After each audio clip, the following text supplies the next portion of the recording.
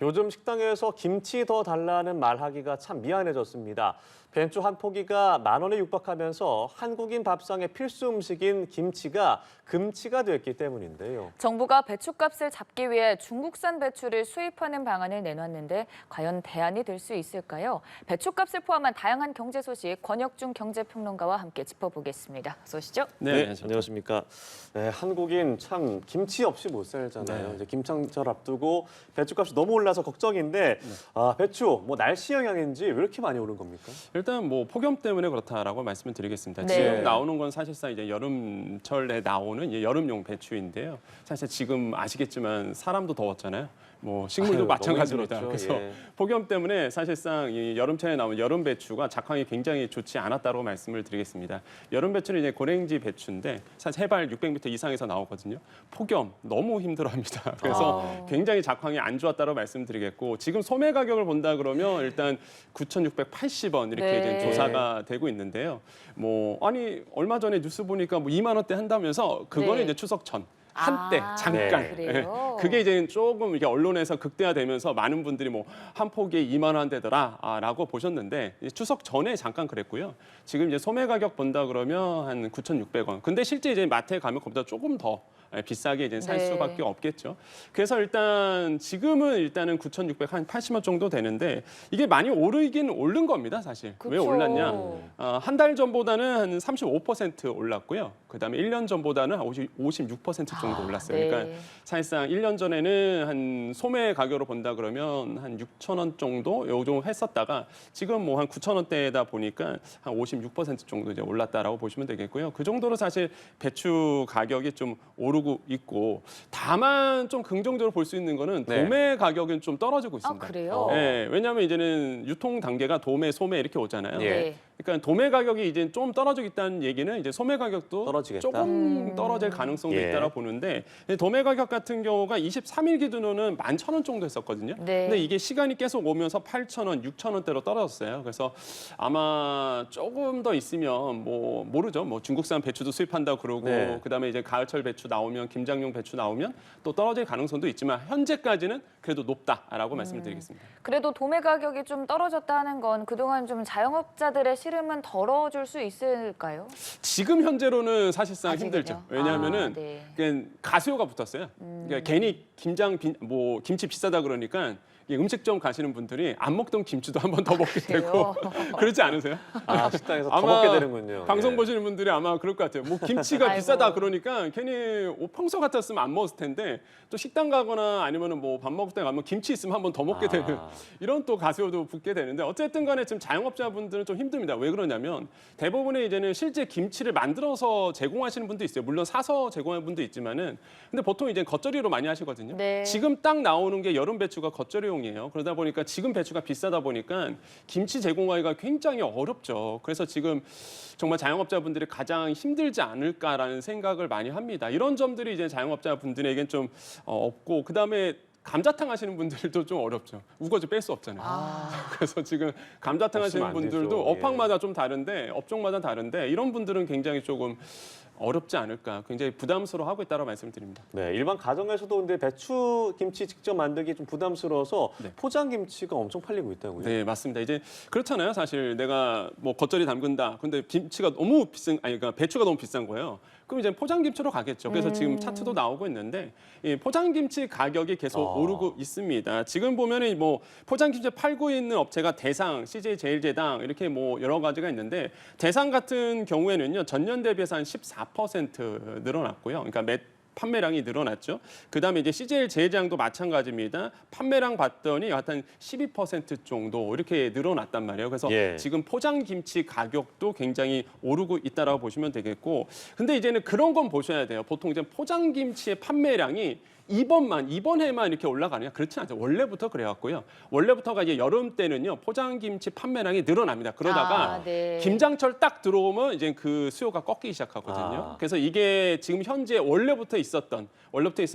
이 여름철에 포장 김치의 판매량 늘어나는 것과 거기 아까 말씀드렸던 뭐 김치가 비싸대더라, 배추가 비싸대더라, 그럼 사 먹어야지 이런 어떤 심리까지 붙다 보니까 판매량이 더 늘어나고 있다라고 보시면 되겠고, 그래서 많은 분들이 또 궁금해하시는 궁금해하신 게 그겁니다. 포장김치 이거 혹시나 수입산 배추 아니야 그랬을 텐데 아니 국내산입니다. 아, 네. 그래요? 그렇기 때문에 뭐 뒤에 표면 보면 다 나오거든요. 네. 그래서 네. 여기에서 사실 물량을 또 많이 갖고 가요 배추. 그러다 보니까 아무래도 이제는 또 사 먹는 일반 소비자들이 먹는 배추가 또 없잖아요. 공급량이 줄어들다 보니까 가격이 좀 더 올라가지 않았을까 이렇게 보고 있습니다. 말씀 들어보면 지금 당장은 좀 가격이 많이 오른 네. 상태지만 도매도 조금 떨어지고 그러면 앞으로는 주춤할 수 있지 않을까라는 기대도 갖게 되는데 네. 이제 곧 김장철 앞두고 있잖아요. 네. 그 즈음에는 좀 떨어질 수 있을까요, 가격이? 아, 그게 좀 어려운 게 아, 사실 그래요? 지금 보통 해남에서 나오는 전남 해남에서 나오는 이제 배추가 딱 이제는 가을 배추예요, 그게. 그래서 네. 가을 겨울 배추라고 보통 얘기하는데 이 가을 배추의 특징은 이제는 잎이 두껍습니다. 그다음에 차가운 겨울에도 잘 버텨요. 그래서 보통 김장용으로 쓰는 게 딱 이제 가을 배추거든요. 근데 여기서 해남에서 나온단 말이에요. 근데 해남에서 작년 같은 경우가 전국 가을 겨울 배추의 60%가 해남에서 출하가 됐습니다. 근데 지금 해남 아시겠지만은 얼마 전에 폭염은 끝났는데 폭우가 왔었어요. 네. 그쵸. 비가 엄청 와갖고 지금 현지의 얘기를 들어보면은 해남 쪽에서 작황이 안 좋다 이런 얘기가 나오거든요. 그러니까 아직 이제 김장용 배추는 나오진 않았지만 지금 작황 자체가 안 좋다 보니까 그 해남에서의 이제 출하량이 줄어들 가능성은 지금 있다라고 보고 있습니다. 그러면은 네. 결국에는 가을 배추, 겨울 배추도 이제 네. 가격이 오를 수밖에 없는 거죠. 그런 불안감은 지금 안고 있다라고 저는 생각을 해보겠고 이런 점에서 봤을 때는 뭐 가격이 떨어질 것이냐라고 봤을 때 그것도 조금 미지수다. 그래서 결국에는 인간이 어찌할 수 없는 이런 자연의 영역은 정말로 어쩔 수 없는 영역이다. 이게 작황에 따라 달라지다 보니까 네. 이거는 쉽사리 뭐 예측할 수 없는 영역이라고 저는 생각해 보겠습니다. 네, 그래서 앞서 언급하셨지만 중국에서 정부가 이제 배추를 수입하겠다라고 했고 네. 초도 물량으로 16톤이 잡혔습니다. 앞으로 작황에 따라서 뭐 조절을 한다고는 하는데 이게 좀 도움이 될 수 있겠습니까? 저는 도움이 될 거라고 봐요. 왜 예. 그러냐면 만약에 중국산 배추가 들어옵니다. 그럼 이거는 소비자가 사러 뭐 마트에서 사는지는 않을 거예요. 대부분의 네. 물량이 아마 업체 쪽으로 갈 겁니다. 김치 공장이라든지 가공식품 쪽으로 가거든요. 그러면 사실상 거기에서 국산 배추를 안 쓰다 보니까 그럼 당연히 그 물량에 이제 시중에 나오겠죠. 그래서 이제 소비자들이 국산 배추를 좀 더 찾을 수 있을 거라고 보고 있는데 어쨌든 간에 저는 봤을 때 가격 안정에는 도움이 될 거라고 보고 있습니다. 근데 많은 분들이 이제 궁금해하시는 게 야, 중국산 배추가 수입된대. 그러면은 괜찮을까? 이런 말씀하시는데 이미 수입이 된 적이 있습니다. 지금 다섯 번째예요. 그래요? 이미 2010년도에는요 무려 162톤이나 수입이 됐고요. 2011년도에는 1,800톤이나 수입이 됐었습니다. 2022년에는요 무려 1,500톤이나 수입이 됐었거든요. 예. 이번에 16톤 수입되는 거죠. 초도 물량입니다. 그래서 상황 보면서 더 수입할 수도 있고요. 이렇게 될 수 있는데.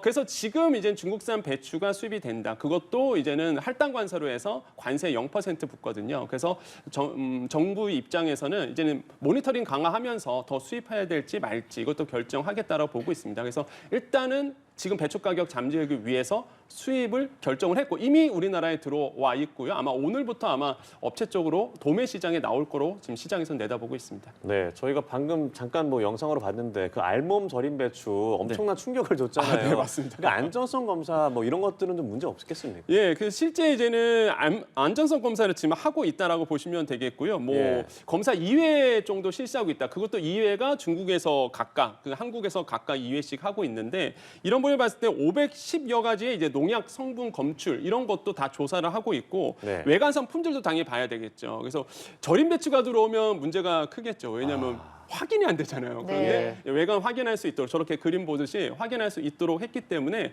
뭐 중국산 품질에 대해서는 일단 정부가 꼼꼼하게 보고 있다라고 좀 말씀을 드리겠고 그래서 이제는 정부가 아까 말씀드렸다시피 이번에 초도 물량이 16톤이거든요. 과거에 1,000톤씩 들어오는 거에 비하면 굉장히 작은 숫자죠. 네. 그래서 이제는 작황 상황을 보면서 판단하겠다라고 이제 정부는 밝히고 있습니다. 네, 하루빨리 가격이 좀 안정세에 접어들길 바라면서 조금 다른 얘기도 해보겠습니다.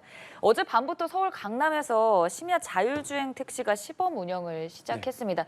자율주행 택시라는 게 아직은 조금 생경하거든요. 어떻게 좀 운영이 되는지 안전할지 얘기가 많이 나오는데 자세하게 말씀을 좀 해주시죠. 많은 분들이 이 뉴스를 들으시면 왜 또 강남에서만 이런 거 좋은 걸 하느냐 이렇게 말씀하시는데 일단 시범 운영이니까. 그렇죠. 네. 시범 운영이고 이미 하고 있어요. 이 자율주행은요 이미 청계천 일대랑 그다음에 여의도 국회의사당 쪽에서 이미 하고 있고요. 이번에 예. 이제는 강남에서 일부 지역에서 이제 시행이 되는데, 근데 왜 강남에서 다녔냐면 길이 이뻐요, 강남이. 왜냐하면 이 도시개발로 들어온 땅이다 보니까 직진도로가 많습니다. 네. 그래서 아, 일단은 네. 시범 사업으로 이제 강남에서 하는 거다. 무슨 편의를 위해서 이런 건 아니다라고 말씀드리겠고, 일단은 그 월요일부터 금요일 밤 11시부터 새벽 5시까지 운영을 합니다. 낮 시간에 너무 복잡해서 안 되고요. 네. 이렇게 심야 시간 때 운영을 하는 거고, 강남 자율주행 시범 운영 지구에서 하게 되고요.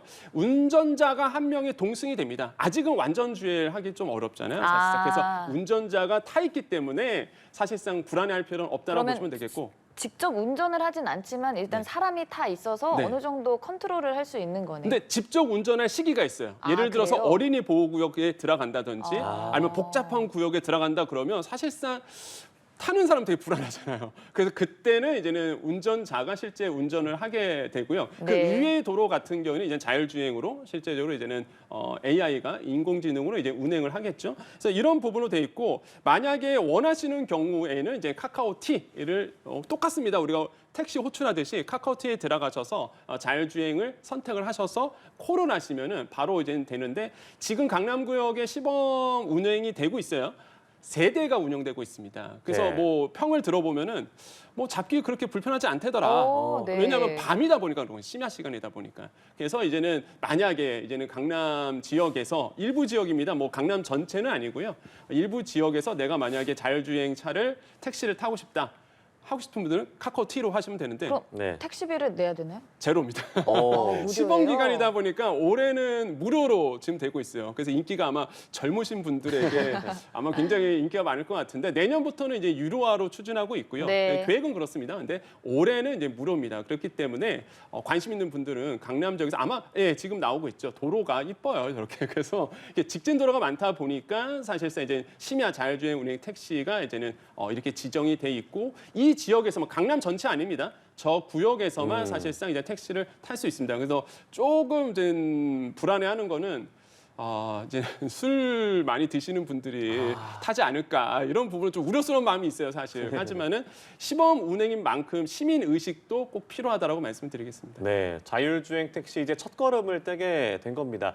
하지만 이 택시 업계는 반길 수 없을 것 같아요. 아유. 반응이 좀 어떻습니까? 제가 만약에 택시 기사라도 반기지 않을 것 같습니다. 네. 왜 그러냐면 사실상 이제는 뭐 서울 택시뿐만 아니라 모든 택시에 대부분 보면은 이제 장년층들이 많으시거든요. 근데 이제 장년층 같은 경우는 이제 은퇴를 앞두신 분이에요. 네. 그 은퇴를 앞두신 분들에게 이 택시의 넘버값은 사실상 은퇴 자금입니다.